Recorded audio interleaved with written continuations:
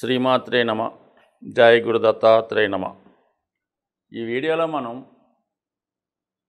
July 1వ తారీఖు నుంచి డిసెంబర్ 31వ తారీఖు మధ్యలో జరిగే సుమారుగా ఒక అర్ధ సంవత్సర ఫలితాలు 2024లో రెండవ భాగం ఏ విధంగా జాతకుడికి ఉండబోతుంది. అయితే మనం జనవరి నుంచి జూన్ వరకు జరిగిపోయినటువంటి జాతకాన్ని, వాటి యొక్క స్థితిగతుల్ని ఇంకొకసారి రివ్యూ చేసుకొని కనీసం జరిగిపోయినటువంటి పొరపాట్లు అవ్వచ్చు, లాభ నష్టాలు అవ్వచ్చు, ఈ రాబోయే అర్ధ సంవత్సరంలో సరిదిద్దుకునే విధంగా గ్రహాలు ఇస్తున్నటువంటి అవకాశాలు ఏ విధంగా ఉపయోగించుకోవాలి అన్నటువంటి ఉద్దేశంతో ఇది కేవలం ఒక రివ్యూ లాగా, ఒక రివిజన్ లాగా చెప్పడం జరుగుతుంది. రాబోయే జూలై నుంచి డిసెంబర్ మధ్యలో జరగబోయే అర్ధ సంవత్సర ఫలితాలు. మరి మేజర్గా ప్రథమ భాగం మనం చూసుకున్నప్పుడు ఇంచుమించుగా మనకి శని భగవానుడు, అలాగే గురు భగవానుడు మరి డైరెక్ట్ మోషన్లో ఉంటూ జాతకుడికి డైరెక్ట్గా ఫలితాలు ఇవ్వడం జరిగింది. మరి ఈ అర్ధ సంవత్సరంలో మనకి జూన్ 30వ తారీఖు నుంచి సరిగ్గా సెకండ్ హాఫ్ ప్రారంభం అవగానే మనకి శని భగవానుడు మనకి వక్ర గమనంలోకి రావడం జరుగుతుంది. అలాగే మనకి ఈ అక్టోబర్ 9వ తారీఖు నుంచి గురు భగవానుడు వక్ర గమనంలోకి చెందడం జరుగుతుంది. అయితే ఈ వక్ర గమనం చెందడం వల్ల మరి జాతకులకు వచ్చే ఉపయోగం ఏంటి, గ్రహాలకి ఏ విధమైనటువంటి స్వాతంత్రం వస్తుంది అన్న విషయాన్ని గమనిస్తే తులారాశి వారికి ఈ రాబోయే 6 నెలలు జరిగిపోయినటువంటి 6 నెలల కన్నా చాలా మెరుగైన ఫలితాలు రావడం జరిగే అవకాశం ఉన్నది. ముఖ్యంగా పంచమ స్థానంలో సంచరిస్తున్నటువంటి శని భగవానుడు వక్రగమనంలోకి ఈ అర్ధ సంవత్సర ప్రారంభంలోనే రావడం జరిగింది. అంటే దానివల్ల ఒక విధంగా చెప్పాలంటే 4వ భావంలోకి వచ్చే ఫలితం. 4 అంటే మనకి ఒక విధంగా అర్ధాష్టమ శని, మనసుకి కొద్దిగా కష్టం కలిగించే సంఘటనలు జరగడం, హర్ట్ అవుతూ ఉంటారు అన్నమాట. ఆ విధంగా ఉంటుంది. ఇది విద్యార్థులకి ఒక విధంగా కొద్దిగా నిరాశగా ఉంటుందన్నమాట. చదువులో ఎక్కువ శ్రద్ధ పెట్టలేకపోవడం, అలాగే ఏంటంటే ఏదైనా హాస్టల్లో ఉండి కానీ దూరంగా ఉండే చదువుకోవడం జరిగే అవకాశాలు ఉన్నాయి. ఆ విధంగా చేస్తే అనుకూలంగానే ఉంటుంది. అయితే పంచమ స్థానంలో శని భగవానుడు వక్రించి ఉండడం వల్ల జాతకుడికి టాలెంట్ విపరీతంగా పెరుగుతుంది. గతంలో కన్నా కొద్దిగా ఎక్కువ హార్డ్ వర్క్ చేస్తూ తనను తాను రుజువు చేసుకునే ప్రయత్నం చేస్తూ ఉంటాడు. ఎక్కువగా మనకి ఈ తులారాశిలో సెలబ్రిటీ రంగం వాళ్ళు ఎక్కువగా ఉంటారు. సినిమా, టీవీ, మీడియా, అలాగే ఏదన్నా నైపుణ్యం కలిగినటువంటి వృత్తుల్లో ఉండడం జరుగుతూ ఉంటుంది. సో వాళ్ళకి ఏంటంటే ఈ సమయంలో వీళ్ళ టాలెంట్కి గుర్తింపు వస్తుంది, హార్డ్ వర్క్ చేస్తారు, మంచి అవకాశాలు కూడా రావడం జరుగుతూ ఉంటుంది. కొంతమందికి విదేశీ అవకాశాలు రావచ్చు, వాళ్ళ యొక్క వేతనం కూడా విపరీతంగా పెరిగే అవకాశం ఉంది. మార్కెట్లో ఒక విధమైన గుర్తింపు వస్తుంది. అలాగే వృత్తిలో కూడా ఒక స్వేచ్ఛగా వృత్తి చేసే అవకాశాలు వస్తాయన్నమాట. అంటే జాతకుడు ఏ విధంగా తన టాలెంట్ని రుజువు చేసుకునే విధంగా ముందుకెళ్ళే అవకాశం ఉంటుంది. కాబట్టి మొత్తం మీద వృత్తిపరంగా బాగున్నప్పటికి కూడా పర్సనల్ విషయాల్లో, వివాహ సంబంధించిన విషయాల్లో, ఏదైనా ఎఫైర్ ఉన్నటువంటి విషయాల్లో మాత్రం కొంతవరకు కొంత ఎడబాటు, ఇబ్బందులు వచ్చే అవకాశం ఉంది. జాతకుడు ఏదైనా విపరీతంగా పని వృత్తిలో ఉండడం వల్ల ఇది వివాహ జీవితంలో కొంత అపోహలు, సమస్యలు వచ్చే అవకాశం ఉంది. దాన్ని అడ్జస్ట్ చేసుకుంటే సరిపోతుంది. అయితే కొంతవరకు మనకి ఈ గురు భగవానుడు కూడా మరి ఈ రాబోయే 6 నెలలు కూడా అష్టమ భావంలో సంచరిస్తూ ఉంటాడు.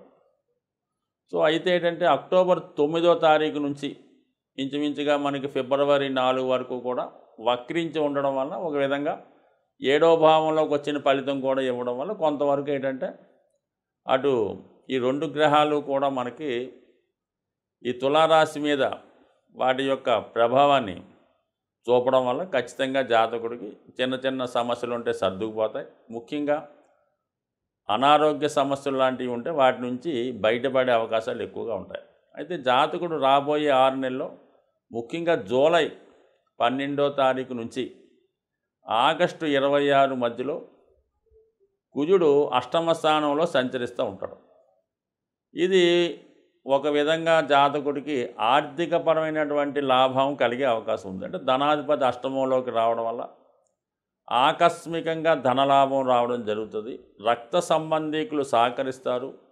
భూములు స్థిరాస్తులు సంబంధించిన వాల్యూ పెరగడం జరుగుతుంటుంది. వాటి మీద ఉన్నటువంటి సమస్యలు పరిష్కారం అవుతాయి. వాటి మీద ఆదాయం కూడా పెరుగుతూ ఉంటుంది. సో ఈ విధంగా ఇది ఉంటే మరి అష్టమంలో ఈ గ్రహ ప్రభావం వల్ల ఒక విధంగా షష్టాధిపతి అనేటువంటి గురువు కూడా మీకు అష్టమ స్థానం సంచరిస్తుంటాడు. కాబట్టి ఇంచుమించుగా జూలై 12 నుంచి ఆగస్టు 26 మధ్యకాలంలో ప్రమాదాలు లాంటివి జరగకుండా జాగ్రత్త వహించవలసి ఉంటుంది. అంటే ఎవరికి అతివేగంగా వాహనాలు నడుపుతున్నవాడు, ప్రమాదకర వృత్తిలో ఉన్నవాళ్ళు, అలాగే కొంత వృద్ధులు లాంటి వాళ్ళు ఏదైనా ప్రయాణాలు చేస్తున్నప్పుడు రోడ్డు దాటినప్పుడు జాగ్రత్తగా ఉండాలి. ఖచ్చితంగా వాహనదారులు అయితే మాత్రం హెల్మెట్ ధరించడం, కారులో వెళ్ళే వాళ్ళు సీటు బెల్ట్ ధరిస్తే చాలా సేఫ్గా ఉండే అవకాశం ఉంటుంది. చాలా వరకు ఈ సమయంలో జాగ్రత్తగా ఉంటే మళ్ళీ ఆగస్టు 26 తర్వాత యాజిటీజ్గా ఈ అష్టమంలో ఉన్నటువంటి గ్రహ బంధం విడిపోయి మళ్ళీ కుజుడు ముందుకు వెళ్తూ ఉంటాడు. అలాగే గురువు కూడా పెద్దగా ఇబ్బంది పెట్టాడు. అంటే అష్టమంలో శుభగ్రహం ఉన్నప్పుడు అతనికి ఎలా ఉంటుందంటే ఏదన్నా చాలా సునాయాసంగా హ్యాపీగా ఉంటుంది. అదే పాపగ్రహం వచ్చినప్పుడు అది అనుకోకుండా కొన్ని ఇబ్బందులు, కొన్ని అనుకోని సంఘటనలు, భయంకర విషయాలు, చెడు వార్తలు అలాంటివి వినడం జరుగుతుంటుంది. సో ఈ కారణం వల్ల అదొక జాగ్రత్తగా ఉంటే మొత్తం మీద ఏంటంటే ఈ రాశివారు వృత్తిపరంగా మాత్రం చాలా మంచి ఫలితాలు ఈ రాశివారికి వచ్చే అవకాశం ఉంది.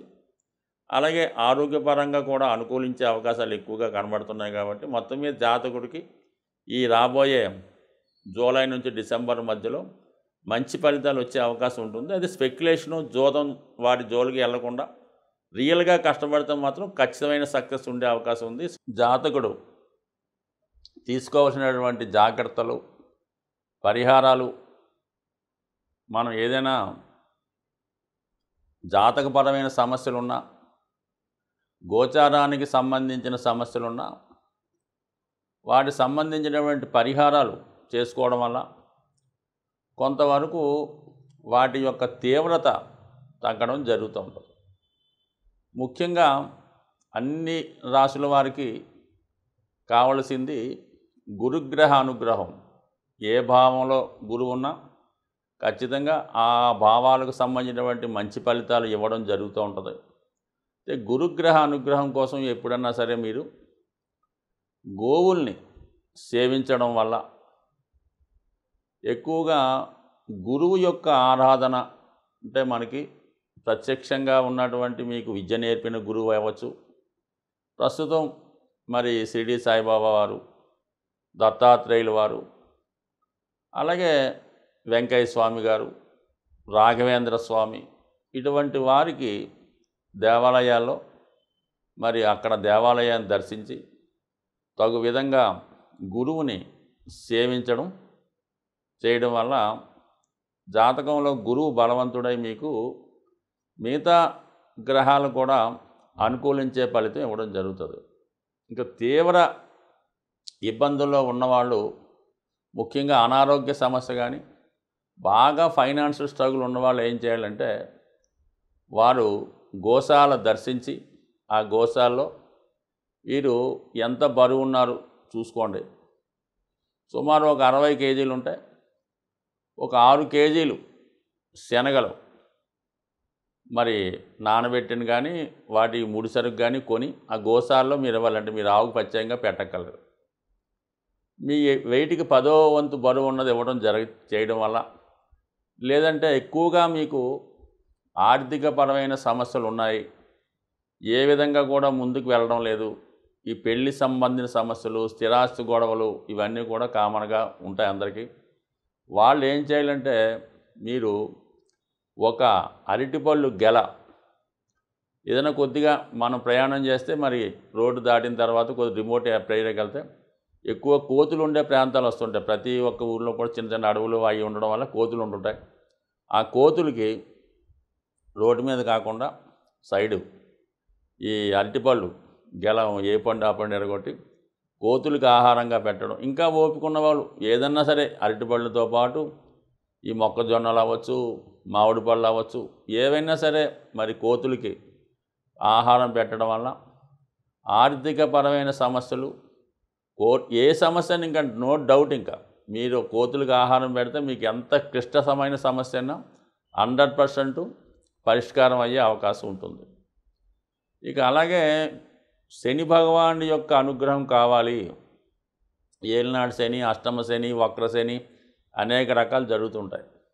ఎప్పుడన్నా సరే మీరు శని భగవాన్ అనుగ్రహం కావాలంటే కేవలం శనికి తైలాభిషేకం, అలాగే శివుడికి రుద్రాభిషేకం కామన్గా చేసుకోవచ్చు. కానీ ఫిజికల్గా కూడా మీరు కష్టపడవలసి ఉంటుంది. మాన్యువల్గా మీరు చేసుకోగలమంటే మీరు మాన్యువల్గా ఆ వర్క్ చేసుకోండి. ముఖ్యంగా ఎవరైతే నిరాశ్రులై ఉంటారో, వృద్ధులై ఉంటారో, రోగగ్రస్తులై ఉంటారో వాళ్ళకి మీకు తోచిన విధంగా సేవ చేయగలిగితే సేవ చేయండి. వాళ్ళు ఏదైనా రోడ్డు దాటడానికి అవసరమైతే సహాయపడండి. లేదంటే వారికి కప్పుకోనక దుప్పటి కానీ, తినడానికి మంచి ఆహారం కానీ, ముఖ్యంగా మెడిసిన్స్ వాళ్ళకి ఒక నెలకి 2 నెలలకు సరిపోయే మందులు ఇవ్వడం కూడా ఖచ్చితంగా మీకు శని భగవానుడు అనుగ్రహించే అవకాశం ఉంటుంది.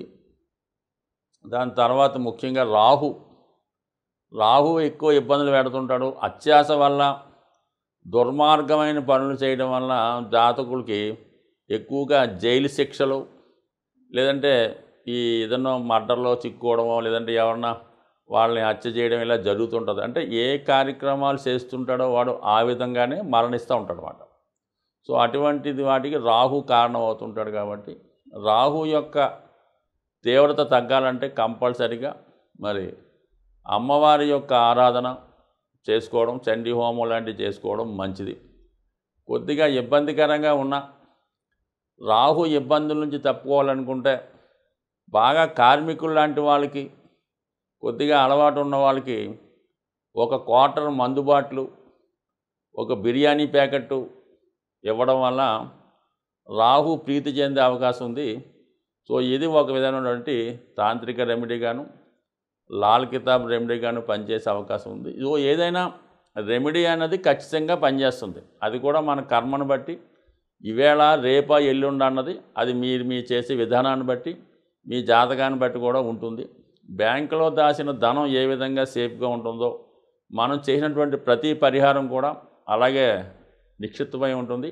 అవసరమైనప్పుడు దాని ఫలితం వచ్చి మీకు దాని యొక్క ఫలితం అందడం జరుగుతుంది. ఏదైనా కర్మ అనుభవించిన తర్వాతే మా యొక్క రెమెడీ యొక్క ఫలితం కూడా అందుతుంది. అయితే పెద్ద సమస్య చిన్న సమస్యతో పోయే అవకాశం ఉంటుంది. స్వస్తి.